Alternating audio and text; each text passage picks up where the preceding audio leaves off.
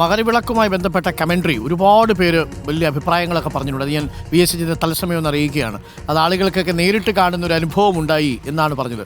ഇവിടെ വന്നത് കമൻട്രി ചെയ്യാൻ വന്നതിൻ്റെ ഒരു എക്സ്പേർട്ട് പറഞ്ഞത് ആ സ്വാമി എനിക്കൊന്ന് കാണണമല്ലോ എന്നാണ് പറഞ്ഞത്.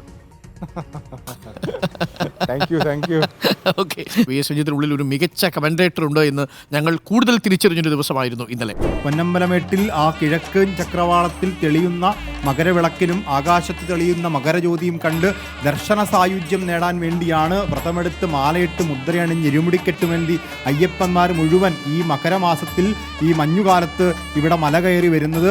ആ മല കയറി വരുന്ന അയ്യപ്പന്മാരെല്ലാവരും കാത്തിരിക്കുന്ന ശരണമന്ത്രഘോഷങ്ങളോടുകൂടി അയ്യപ്പന്മാർ മുഴുവൻ കാത്തിരിക്കുന്ന ആ അഭൗമമായ വെളിച്ചത്തിൻ്റെ ദിവ്യപ്രകാശത്തിൻ്റെ അനുഗ്രഹത്തിന് വേണ്ടി കാത്തിരിക്കുന്ന ഈ മുഹൂർത്തമാണ്. അല്പസമയത്തിനകം തന്നെ ആഴിയുടെ അടുത്തേക്ക് ഈ പറയുന്ന തിരുവാഭരണ ഘോഷയാത്ര എത്തിച്ചേരും. ആ തിരുവാഭരണ ഘോഷയാത്രയുടെ ആ മുന്നിൽ കാണുന്ന ഗോപുരാകൃതിയിലുള്ള പെട്ടി, ആ പെട്ടിയിലാണ് തിരുവാഭരണമുള്ളത്.